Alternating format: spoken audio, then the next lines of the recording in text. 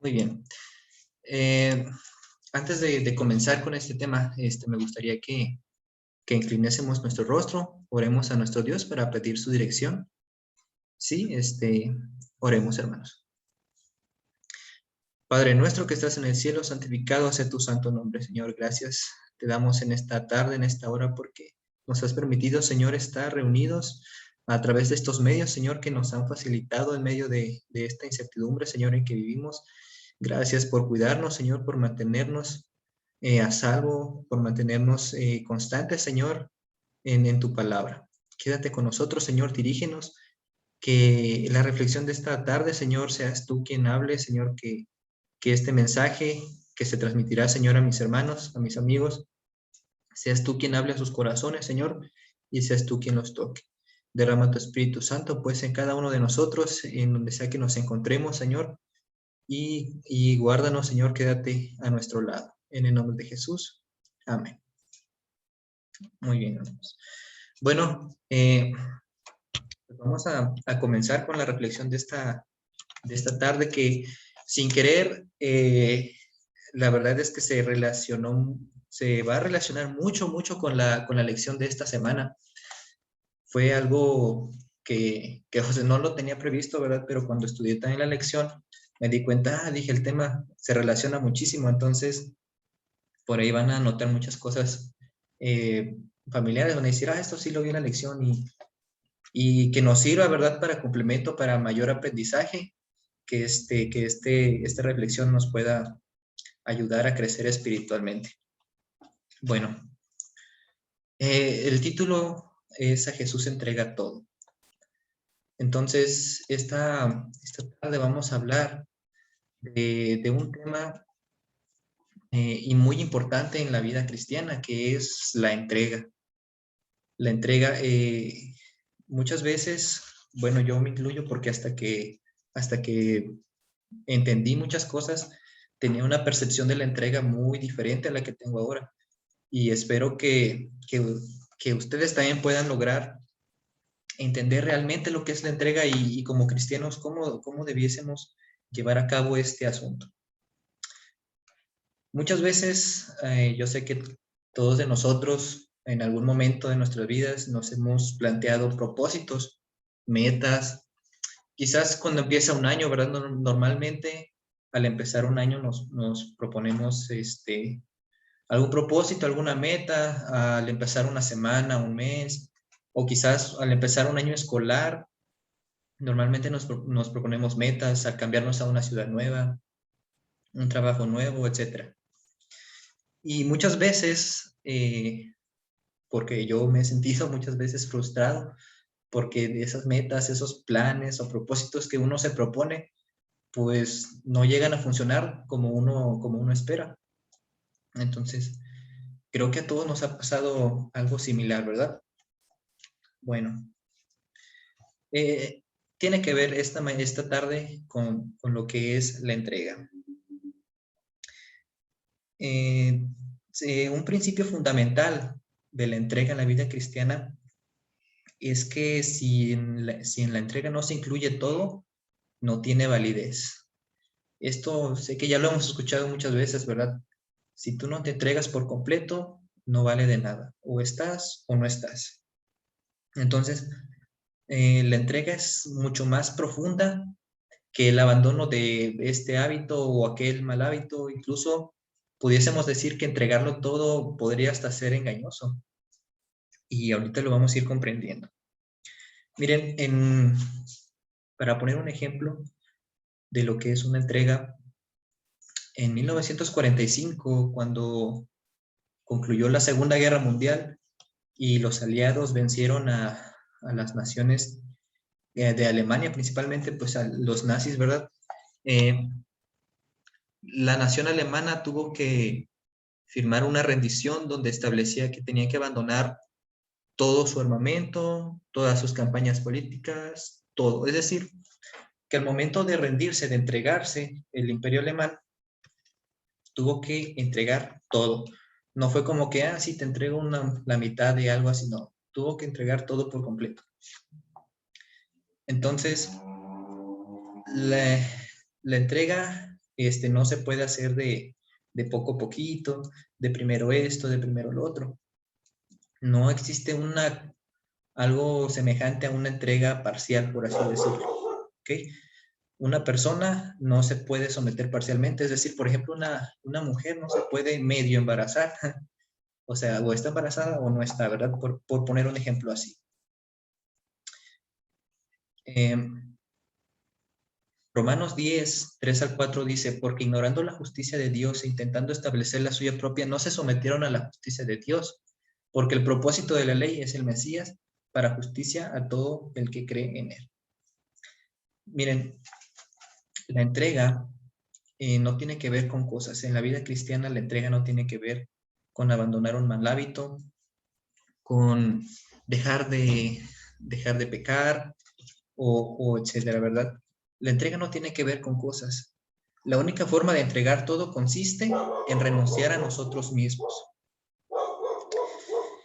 Y Santiago 4:7 dice, someteos pues a Dios. Nos vamos a quedar un poquito con esta idea, someteos pues a Dios. Y ahora voy a leer aquí un párrafo de Elena de White que se encuentra en Testimonio para la Iglesia, tomo 9. Se los voy a compartir. Dice, cada cual tendrá que sostener un violento combate para triunfar del pecado en su propio corazón. Por momentos es una obra muy penosa y desalentadora, pues al mirar los defectos de nuestro carácter, nos detenemos a considerarlos, cuando en realidad deberíamos mirar a Jesús y revestir el manto de su justicia. Quien quiera que entre en la ciudad de Dios por las puertas de perla entrará como vencedor, y su victoria más grande será la que habrá obtenido sobre sí mismo. Bien, aquí ya vamos a ir viendo una percepción más amplia de lo que es la entrega. Al inicio de este párrafo suena algo fuerte, ¿verdad? Cada cual tendrá que sostener un violento combate para triunfar del pecado en su propio corazón. Sí, suena fuerte, pero es la realidad. Entregarnos a nosotros mismos implica eso. Implica una lucha violenta para poder triunfar del pecado que está en nuestro corazón, del pecado que es nuestra naturaleza como seres humanos, ¿verdad? No va a ser una tarea fácil, pero sin embargo, Dios nos dice que quien quiera que entre en la ciudad de Dios por las puertas de perla entrará como vencedor y su victoria más grande será la que habrá obtenido sobre sí mismo. O sea, sí será una lucha fuerte, pero si tú vences esa lucha, esa va a ser tu victoria más grande y la única victoria que te va a poder llevar al cielo. Te va a poder permitir entrar por las puertas del cielo. Muchas veces pensamos en por nuestra propia cuenta entregarnos. Y esa es la idea errónea que yo tenía y que posiblemente la mayoría de nosotros tengamos. De luchar, de esforzarnos, como decía el canto, ¿verdad? Nuestra ansiedad a veces es más fuerte y creemos que nosotros podemos lograrlo, pero no es así. Dice, solo cuando nos confiamos en Dios, solo cuando nos sometemos a Él, comenzamos a depender en Él en lugar de nosotros mismos. Bien, acordémonos este pequeño consejo, acordémonos nuestra mente, nuestro corazón y siempre tengámoslo presente. La entrega consiste en rendirnos a Dios, no en el abandono de nuestros pecados. El abandono de los pecados es el resultado de nuestra entrega personal y de nuestra búsqueda de Dios. ¿Ok? La entrega no consiste en dejar atrás malos hábitos, en abandonar nuestros pecados. Eso va a ser el resultado de habernos entregados a Dios, de habernos despojado de nosotros mismos. Bien, en la iglesia, en el entorno cristiano, específicamente en el entorno adventista, pudiésemos considerar que existen dos tipos de cristianos, o dos tipos de personas, los fuertes y los débiles. Miren, les voy a plantear una situación. Quiero que ustedes piensen en qué decisión tomarían ustedes. Imagínense eh, que quieren dar estudios bíblicos a una familia. Entonces, ustedes van, se acercan con el pastor y el pastor les dice, sí, tengo dos familias que tuvieron acercamiento con la iglesia y quieren unos estudios bíblicos. Entonces les dice, una de las familias es un importante empresario ahí en la ciudad donde viven, en el pueblo. Su esposa también es una persona muy respetable. Participan en actividades sociales en su comunidad. Tienen 2 hijos, los cuales son hijos muy amables, muy respetuosos con las personas, no tienen ningún mal hábito, ningún vicio. Entonces se empezaron a interesar por llevar una vida saludable. Eso fue lo que los acercó a interesarse al adventismo. Y, y entonces esa es una opción. Pero luego el pastor les dice, hay una segunda familia. Ellos viven en un barrio pobre, imagínense el barrio más pobre de la ciudad, en un apartamento pequeño, en el segundo piso de una cantina. Y el esposo es un hombre con problemas de alcohol, con problemas de drogadicciones. La esposa es alcohólica, tienen 3 hijos, pero los hijos ni siquiera son del esposo con la que vive ahora. Hace poco, la Sociedad de Protección Infantil tuvo que llevarse a los niños porque los habían desatendido mucho, los maltrataban. Entonces, de repente, la esposa se acerca a la iglesia pensando que ya necesitan un cambio en su vida, necesitan arreglar sus vidas y creen que, necesitan a Dios ahora. Entonces, piensa por un momento, ¿cuál de las 2 familias te gustaría a ti darles estudios bíblicos? ¿Con cuál de las 2 familias te gustaría trabajar? Piénsalo, ¿cuál de estas 2 familias tiene un mayor potencial para ser buenos adventistas? Recuerdo una ocasión en la que en mi pueblo había un señor que era alcohólico y siempre llegaba a la casa porque mi mamá y mi abuelita pues lo ayudaban, le daban comida, le daban apoyo, lo que necesitara. Cuando estaba enfermo iba a casa y mi abuelita lo atendía. Y recuerdo una vez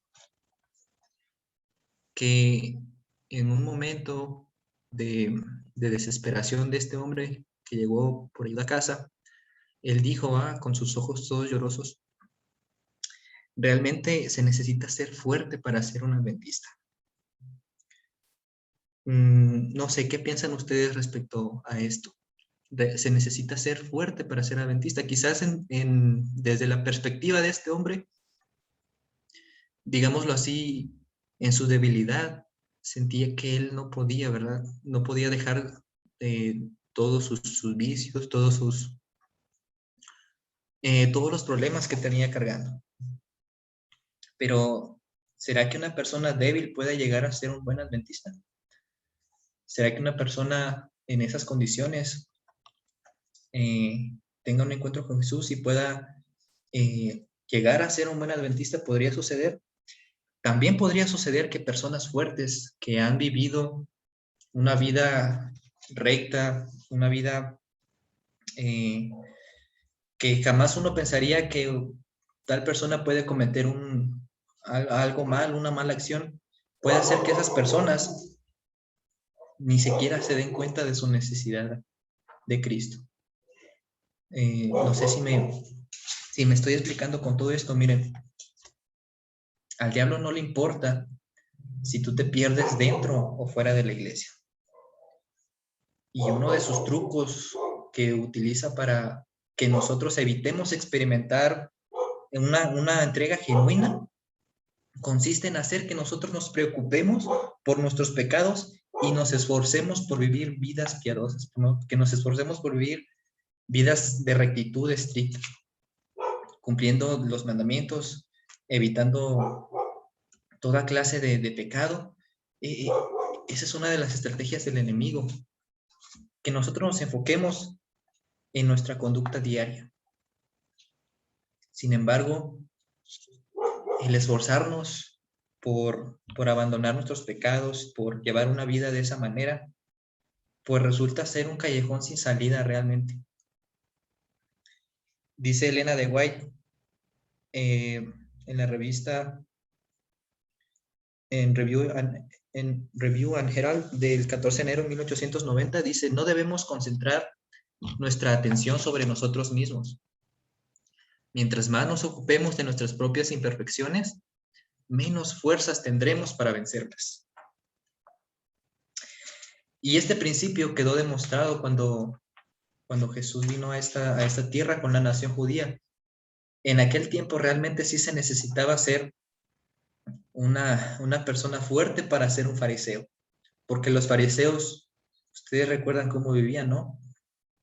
Vivían con una vida de una estricta rectitud, querían llevar todo al pie de la letra, pero su principal objetivo era eso, llevar su vida de rectitud y que los demás lo pudieran notar. Sin embargo, estas personas fuertes, estos cristianos fuertes, fueron los que rechazaron a Jesús y finalmente lo crucificaron. Por otra parte, la gente débil de esta nación judía, pues se mantenía en las periferias, era gente pobre, gente condenados, excomulgados por sus pecados, ¿verdad? Desterrados por cometer actos indebidos. Habían perdido toda esperanza de poder entrar en el reino. Sin embargo, estos débiles, estas personas, eran las que se amontonaban a Jesús, las que llegaron a ser hasta sus discípulos. Entonces, si lo vemos de esta manera, pareciera que las personas fuertes o los cristianos fuertes se encuentran en un punto crítico, ¿no? Por lo tanto, quizás alguien haya llegado a pensar, no, pues si en ese caso, entonces mejor prefiero vivir en pecado y así reconocer la necesidad que tengo de Dios. Pero ¿no sería mejor pensar que tal vez todos, ya seamos cristianos fuertes o cristianos débiles, podemos aceptar el hecho de que nuestra conducta no nos salva, pero nuestra conducta tampoco es causa de nuestra perdición? Es decir, nuestra manera de vivir no determina nuestra salvación, pero tampoco determina nuestra perdición. Así todos podemos acudir a Jesús para recibir su salvación. ¿Tú cómo te consideras? ¿Te consideras una persona fuerte? Pablo también era fuerte, Nicodemo lo era también. ¿Te consideras una persona débil? María era una persona débil. También lo fue Pedro, lo fue Mateo, lo fue el endemoniado Gadareno. Sin embargo, cada uno de ellos tenía una necesidad en común, la necesidad de acudir a Cristo. Romanos 9, 31, 32 dice: pero Israel, que sigue la justicia de la ley, no la alcanzó en la ley. ¿Por qué? Porque no la seguían por fe, sino como por obras. Tropezaron en la piedra de tropiezo. Lo que estoy tratando de decir con todo esto: luchar por el abandono de los pecados puede convertirse en un obstáculo que impida nuestra entrega total a Dios. ¿Sí? Puede hacer que somos personas o somos cristianos que nos esforzamos por vivir una vida de rectitud, pero nuestra lucha cada día por el abandono de esos pecados quizás nos están impidiendo ver nuestra necesidad a Dios. Quizás somos personas débiles que de tanto caer en pecado, de tanto no poder llevar una buena vida, nos frustramos y pensamos, ya Dios no nos va a aceptar. También nos impide ver nuestra necesidad de Dios. Ahora bien, nosotros como seres humanos no podemos entregarnos por nuestra propia cuenta. Y quizá esto parezca muy confuso. A mí me pareció muy confuso, demasiado cuando lo estaba estudiando. Pero esta es una de las verdades más difíciles de aceptar en cuanto a este tema de la entrega. Nosotros no podemos entregarnos por nuestra propia cuenta. Miren, el principio fundamental de entregarse a Cristo es admitir que no podemos hacer nada. Miren, en ajedrez hay algo curioso. En una partida, cuando se enfrentan dos contrincantes y uno de ellos visualiza que en pocas jugadas está perdido, que ya no hay nada que hacer, lo que hace es rendirse. Ya no tiene nada que hacer, por más que idee un plan, por más que juegue este u otro movimiento, sabe que está perdido porque ya no hay escapatoria, entonces se rinde, entrega la partida y por ende pues entrega todo el juego. Ese es el principio fundamental de la entrega, aceptar que nosotros ya no podemos hacer nada. Eso es rendirnos. Sin embargo, ese es el asunto de que nosotros no podemos entregarnos por nuestra propia cuenta, porque no, o sea, aceptamos que no podemos hacer nada. Inevitablemente, entonces el trabajo de conducirnos hasta el punto de la entrega total es trabajo que pertenece a Dios y no de nosotros. Y ahorita lo vamos a entender de una mejor manera. Como les había estado diciendo, el enemigo planea muchas estrategias para hacernos caer. Satanás nos dice, tú eres un pecador, no hay justicia en ti, tienes que preocuparte por ser justo. Y entonces ahí vamos nosotros. Trabajamos inútilmente en alcanzar una vida de justicia a base de nuestra fuerza de voluntad. Luego aprendemos y comprendemos que la justicia se obtiene únicamente por la fe. Y dices, es cierto, ¿qué estoy haciendo? La justicia solo la obtengo por fe. Entonces Satanás vuelve y te dice, sí, es verdad, necesitas la fe. Entonces ahora comienza a trabajar en el cultivo de tu fe. Y volvemos a lo mismo. Empezamos inútilmente a buscar, a trabajar, a tratar de tener más fe por nuestra propia fuerza. Y luego caemos en comprensión. Pero la fe es un regalo que Dios nos da, no es un producto de nuestro trabajo. Lo comprendemos y entonces el enemigo sale y dice, muy bien, es verdad, la fe te la da Dios, no es un trabajo que tú hagas, pero debes entregarte y debes de concentrar todos tus esfuerzos en entregarte. Y volvemos a lo mismo. Ahora nos centramos nuestro esfuerzo en una entrega. Y viene siendo lo mismo, nos esforzamos por abandonar pecados, por cambiar nuestros malos hábitos y no nos damos cuenta que estamos haciendo mal. No sé, alguna vez, no sé si alguna vez se han preguntado, yo creo que sí, porque yo me lo he preguntado muchas veces y me lo preguntaba, ¿cómo puedo librarme de este mal hábito? ¿Cómo puedo librarme de este pecado? Y escuchamos sermones, escuchamos temas, reflexiones o consejos, quizás otro hermano, otra persona, un familiar nos dice, ¿verdad? Y nos aconseja, todo lo que tienes que hacer es abandonarlo. Y hay un sinfín de consejos, métodos para abandonar malos hábitos, métodos para dejar un pecado o este otro pecado. Pero descubrimos más tarde que a pesar de todo, esos malos hábitos, esos malos pensamientos, esos pecados, aún siguen en nuestra vida. Jesús utiliza la experiencia de la entrega de manera simbólica en la Biblia. Esta es la crucifixión. Por favor, alguien que pudiese ayudarme a leer Gálatas 2:20 fue el versículo que leímos al inicio, pero quiero que lo vuelvan a leer. Quien guste hacerlo, quien tenga por ahí acceso rápido, Gálatas 2:20.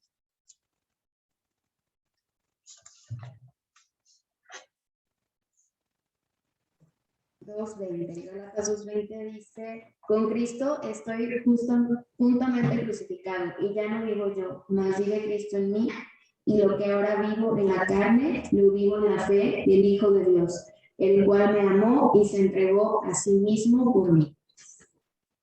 Gracias, gracias. Con Cristo estoy justamente crucificado, dice Pablo, ¿verdad? Y Jesús utilizó muchísimas veces este símbolo de la crucifixión, de la cruz. Miren, lo vemos en Mateo 10:38, que dice, y el que no toma su cruz y sigue en pos de mí, no es digno de mí. También lo vemos en Lucas 14:27, y dice, el que no lleva su cruz y viene en pos de mí, no puede ser mi discípulo. Finalmente también lo podemos ver en Marcos 8:34, que dice, y llamando a la gente y a sus discípulos les dijo, si alguno quiere venir en pos de mí, niéguese a sí mismo y tome su cruz y sígame. Hay algo curioso en estos 3 versículos, y es que Jesús, siempre que habló de la cruz, se refería a nuestras propias cruces y no a las de él. Siempre se refirió, ¿verdad? Toma tu cruz y sígueme. Toma tu cruz y sígueme. Ahora pensemos un poquito en el acto de la crucifixión, en esta escena. ¿Cuántas veces no hemos visualizado esa escena, verdad? Y hay algo que quizá no nos hemos percatado, que pareciera insignificante, pero tiene un valor simbólico importante. Y es que nadie puede crucificarse a sí mismo. Siempre ha de haber otra persona que lo haga. Uno solo no puede crucificarse. Hay muchas maneras de quitarse la vida, pero crucificarse a sí mismo no se puede. Es imposible. Dice palabras de vida del gran maestro, pero ningún hombre puede despojarse del yo por sí mismo. Solo podemos consentir que Cristo haga esta obra. Entonces el lenguaje del alma será, Señor, toma mi corazón porque yo no puedo darte. Es tuyo. Manténlo puro porque yo no puedo mantenerlo por ti. Sálvame a pesar de mi yo débil y de semejante a Cristo. Modélame, fórmame, elévame a una atmósfera pura y santa donde la rica corriente de tu amor pueda fluir por mi alma. ¿De qué manera podemos consentir que Cristo haga esta obra? Quizás muchas veces hemos expresado en oración, Señor, hoy me quiero someter a ti, ¿verdad? Señor, me quiero entregar a ti. Señor, hoy me entrego a ti de todo corazón. ¿Cuántas veces no lo hemos expresado en nuestras oraciones? Sin embargo, démonos cuenta que nosotros mismos no podemos entregarnos a Dios. Eso es una obra que solo Cristo puede hacer. ¿Cómo podemos hacerlo? A medida que elegimos día con día contemplar a Cristo, mientras lo invitamos a realizar esa obra, Él nos va a conducir paso a paso hasta llegar al punto de esa entrega total. Solamente con elegir estar con Él día con día. Recordemos entonces que nadie puede crucificarse a sí mismo ni efectuar su propia entrega. Otro debe hacerlo por nosotros, y ese otro es Jesús. En medio de todo este tema, hay otro punto interesante, y que lo vimos muy remarcado en la lección de esta semana. Y para poder comprender ello, quiero invitarlos a una pequeña encuesta. Piensen en sus respuestas, piénsenlas muy bien. Son solo 5 preguntas. ¿Su tendencia política es derecha, izquierda o ninguna de las dos? Piense un momento en ello y decida cuál es su tendencia política, derecha, izquierda o ninguna de las dos. ¿Es usted un millonario, un pordiosero o ninguno de los dos?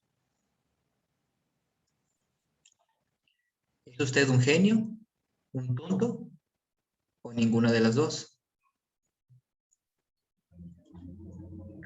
¿Es usted bonito, feo o ninguna de las dos? ¿Realmente está usted siendo controlado por Dios o por Satanás? ¿Ok? Dices tú, ¿y la otra opción? Miren, en este punto ya el patrón de las respuestas se tiene que variar forzosamente.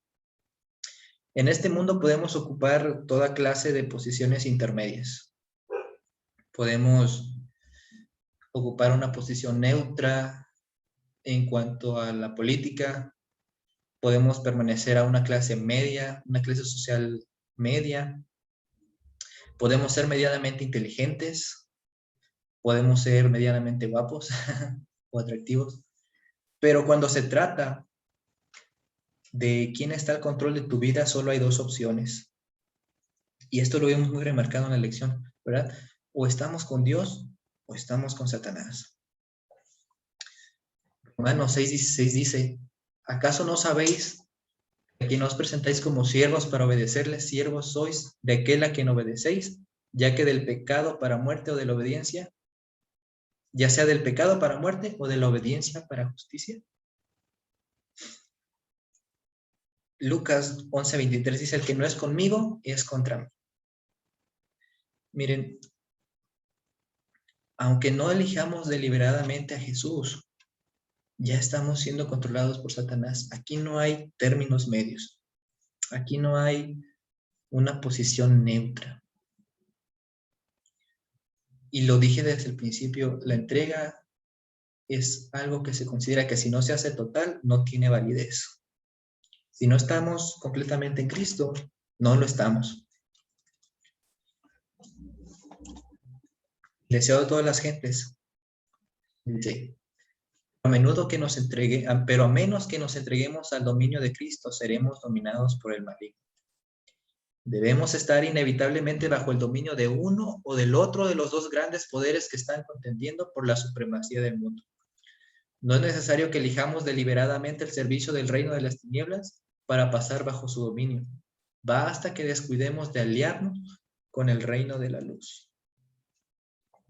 Dice en otro párrafo, todo aquel que rehúsa entregarse a Dios está bajo el dominio de otro poder. No es su propio dueño, puede hablar de libertad, pero está en la más abyecta esclavitud. No le es dado ver la belleza de la verdad porque su mente está bajo el dominio de Satanás.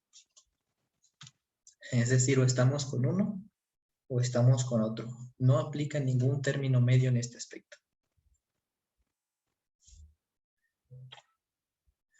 Somos controlados por Dios o por Satanás. Lo único que nosotros podemos hacer es elegir quién nos ha de controlar.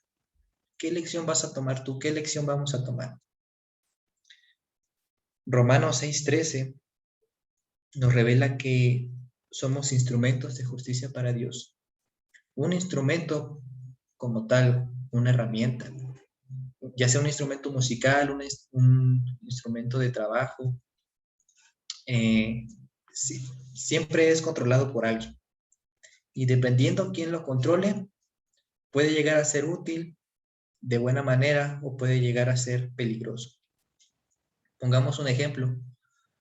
Por ejemplo, un hacha. Si la podemos usar para cortar leña y así, no sé, calentar una casa o encender una fogata, pero un hacha también puede quitar una vida, ¿no? Entonces, ¿quién está controlando tu vida? ¿Quién está al control de usted? Reflexionemos en eso y pensemos en eso. Inevitablemente, al hablar de la entrega también se habla de voluntad. Miren, voy a compartir con ustedes ahora también una porción de El Camino a Cristo. Es un libro que cualquier cristiano ya ha leído, ¿verdad? De siempre está presente en todos los hogares y muchos desde muy temprana edad lo hemos leído. Pero había unas páginas que por más que las leía y trataba de comprenderlas, nunca lograba obtener la experiencia que yo esperaba tener con esta enseñanza. Y miren, dice así, son las páginas 71 y 72 del Camino a Cristo. Dice, muchos dicen, ¿cómo me entregaré a Dios? Deseas consagrarte a Él, pero eres moralmente débil, esclavizado a la duda y dominado por los hábitos de una vida de pecado. Tus promesas y resoluciones son tan frágiles como telas de araña. No puedes gobernar tus pensamientos, impulsos y afectos. La conciencia de tus promesas no cumplidas y de tus votos quebrantados debilita tu confianza en tu propia sinceridad y te induce a sentir que Dios no puede aceptarte, pero no necesitas desesperar. Lo único que necesitas entender es la verdadera fuerza de voluntad. Este es el poder que gobierna en la naturaleza del hombre, el poder de decidir o de elegir. Cuando uno lo lee dice, wow, no manches, la escritora está describiéndome realmente cómo estoy en mi vida, ¿verdad? ¿Cuántas veces no deseamos consagrarnos a Dios, pero somos esclavos de las dudas, dominados por los malos hábitos?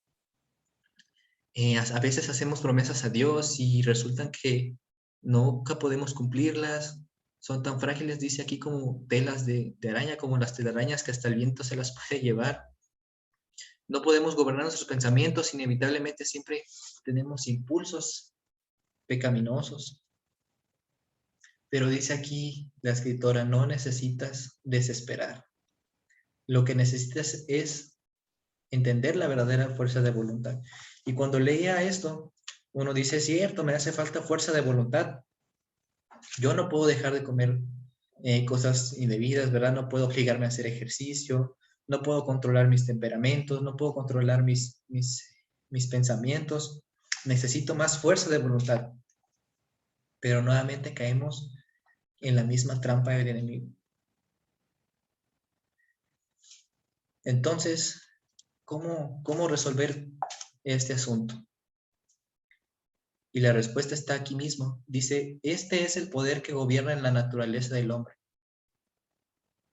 Pongan mucha atención, el poder de decidir o de elegir. Esa es la voluntad. El poder de elegir o de decidir. Y la página sigue diciendo, pero ahora quiero que hagamos lo siguiente. En lugar de poner la palabra voluntad, coloquemos la capacidad de elegir o decidir. ¿Ok? Y van a ver cómo va a cambiar totalmente la percepción de esta idea. Dice, todo depende de la correcta acción de la voluntad. Es decir, todo depende de la correcta acción de la facultad de decidir. Dios ha dado el poder de elegir, a los hombres el poder de elegir. Depende de ellos el ejercerlo. Tú no puedes cambiar tu corazón, ni por ti mismo dar sus afectos a Dios, pero puedes elegir servirle. Puedes darle tu capacidad de elegir. Entonces, Él obrará en ti tanto el querer como el hacer de acuerdo con su voluntad. De este modo, tu naturaleza entera estará bajo el dominio del Espíritu de Cristo. Tus afectos se centrarán en Él y tus pensamientos se pondrán en armonía con Él. Sigue diciendo, desear ser bondadosos y santos es rectísimo en sí mismo, pero solo llegas hasta allí, pero si solo llegas hasta allí de nada te valdrá. Muchos se perderán esperando ser cristianos. No llegan al punto de entregar su capacidad de elegir a Dios. No eligen ser cristianos ahora. ¿Qué es lo que está tratando de decir con todo esto? La entrega de la voluntad no es nada más y no es otra cosa que la entrega de la facultad de decidir. Pero utilizamos la facultad de decidir para entregar nuestra voluntad.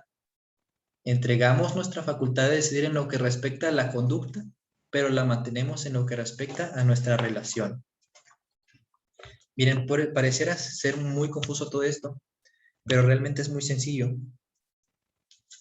Entregarle a Dios nuestra capacidad de elegir en lo que se refiere a la conducta, en lo que se refiere a nuestra forma de vivir. pero mantenemos nuestra capacidad de elegir en nuestra relación con Dios. Es decir, nosotros elegimos llevar una relación estrecha con Dios, pero a Él le entregamos nuestro libre albedrío en cuanto a nuestra conducta. ¿Lo entienden? Espero que me esté explicando de esta manera.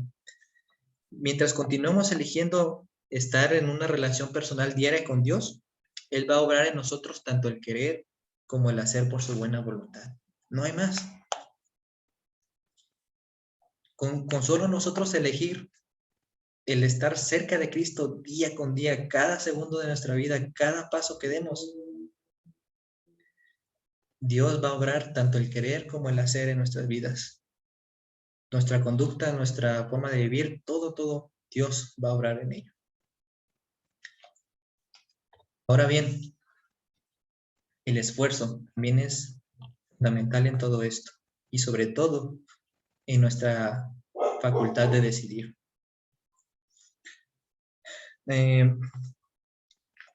Hay dos tipos de esfuerzo que debemos de comprender: el esfuerzo deliberado y el esfuerzo espontáneo.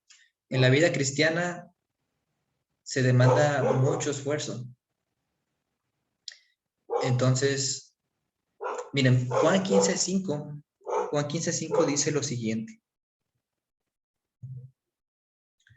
Dice: yo soy la vid, vosotros los pámpanos. El que permanece en mí y yo en él, este lleva mucho fruto, porque separados de mí, nada podéis hacer. Y Filipenses 4:13 dice, y todos lo conocemos: todo lo puedo en Cristo, que me fortalece. ¿Qué es lo que podemos hacer? Mantenernos en Cristo y permanecer en Él. Ese es nuestro esfuerzo. Ese es el esfuerzo que debemos hacer nosotros como cristianos. Esa es nuestra parte que nos toca. Acercarnos a Cristo y mantenernos en Él. Dios nunca concede la salvación sin tomar en cuenta nuestro esfuerzo. Y el problema es comprender, o el problema de comprender esto es hacia dónde estamos dirigiendo nuestro esfuerzo. Todo el esfuerzo de nuestra vida cristiana, ¿hacia dónde lo estamos llevando? ¿Nos estamos esforzando por mantener una estrecha relación con Cristo o nos estamos esforzando por llevar una vida de rectitud? Dice Mensajes Selectos: todo el que el hombre tiene la posibilidad de hacer por su propia salvación es aceptar la invitación. El que quiera, tome el agua de la vida gratuitamente. ¿Cómo podemos beber de esta agua gratuita? Es la comunión con Dios, orar con Él diariamente, escuchar su voz a través de su palabra, empaparnos de su palabra, de la oración, y mantener una estrecha relación con Él. Ese es el esfuerzo que debemos de hacer nosotros. Y ese es, o sea, todo nuestro mayor esfuerzo debe de estar concentrado en ese acto. Ese es el esfuerzo deliberado de la vida cristiana, buscar a Dios. Y ese esfuerzo deliberado producirá un esfuerzo espontáneo en buscar otras cosas. ¿Se entiende? Aplica lo mismo: busca primero el reino de Dios y todo lo demás vendrá por añadidura. La vida cristiana demanda toda clase de esfuerzos, pero el único esfuerzo deliberado es el que requiere la búsqueda de la comunión con Dios. Miren, ya para ir terminando esta reflexión, pareciera un poco complicado, ¿no? Todo esto de la entrega, porque uno piensa y dice, pues si no estoy completamente entregado a Dios, no vale de nada. O sea, es algo imposible para mí como ser humano. Miren, los discípulos cuando iban por el camino hacia Capernaum, ellos iban discutiendo un tema favorito de los discípulos, de quién sería el más grande en el reino.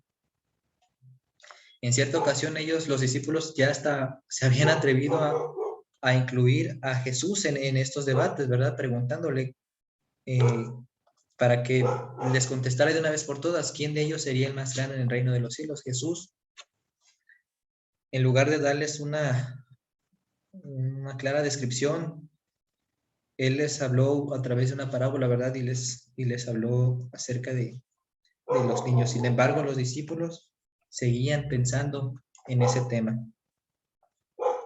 A tal punto que Santiago y Juan, a través de su madre, ¿verdad?, le preguntarían a Jesús, le harían la petición directamente, ¿verdad?, que les concediera estar uno a la derecha, uno a la izquierda. Y poco tiempo después, Pedro, Santiago y Juan, cuando estaban en el monte de la transfiguración, mientras Jesús ascendía, ellos discutían por quién sería el más grande en el reino de los cielos. Ellos estaban cometiendo un pecado con esto y lo sabían, sin embargo, pues lo hacían vez tras vez. Vez tras vez lo hacían. ¿Y quiénes eran estos discípulos? Eran personas que habían estado con Dios día con día por durante 3 años. Habían estado relacionados con Jesús, se relacionaban con Él diariamente, todo el tiempo estaban cerca de Él. Y aún seguían tropezando en la misma piedra de tropiezo. Sin embargo, pues estos discípulos al final comprendieron, ¿verdad? Comprendieron lo que es realmente la entrega. Y quizás esta experiencia resulte inquietante para pensar en ello, porque muchas biografías, si nos basamos en las vidas de la Biblia, muchas personas, muchos personajes que pasaron una estrecha relación con Cristo, que pareciera que estaban entregados totalmente, volvían y caían en la misma piedra de tropiezo. Es cierto, ya dijimos que no existe una entrega parcial. La entrega incluye todo o nada, pero existe la posibilidad, y es real la posibilidad, de una entrega inconstante. Normalmente somos inconstantes al momento de efectuar la entrega. Generalmente se necesita tiempo y experiencia antes de que la persona pueda entregarse a Dios y permanecer sumisa a Él todo el tiempo. Pero no debemos desanimarnos. Elena de White dice lo siguiente: si alguien que mantiene una comunión diaria con Dios yerra en la senda, si en algún momento deja de mirar fijamente a Jesús, no es porque peque voluntariamente, porque al darse cuenta de su falta regresa nuevamente y fija sus ojos en Cristo. Y el hecho de que ha errado no lo hace menos amado al corazón de Dios. No nos desanimemos, porque somos seres humanos que somos totalmente imperfectos y que nos resulta muy complicado llevar una vida de entrega. Sin embargo, relacionarnos con Dios cada día y preocuparnos por esa relación día con día nos va a llevar paso a paso al punto de una entrega total y permanente con el Señor. No nos desanimemos si el día de mañana volvemos a caer en la misma piedra. Siempre debemos de enfocarnos y levantarnos nuevamente, fijar nuestros ojos en Cristo, porque no hay nada malo que nosotros podamos hacer para que Dios deje de amarnos. La verdadera lucha de un cristiano es buscar a Dios. Así esté la tentación de no hacerlo. Recordemos siempre eso en nuestras mentes. La verdadera lucha que tenemos es la de buscar a Dios. Así estemos fuertemente tentados a no hacerlo. Procuremos enfocar todo nuestro esfuerzo en ese acto de entrega, en ese acto de decidir estar relacionados con Dios día con día. Ese es mi deseo y oración, hermanos, en esta tarde.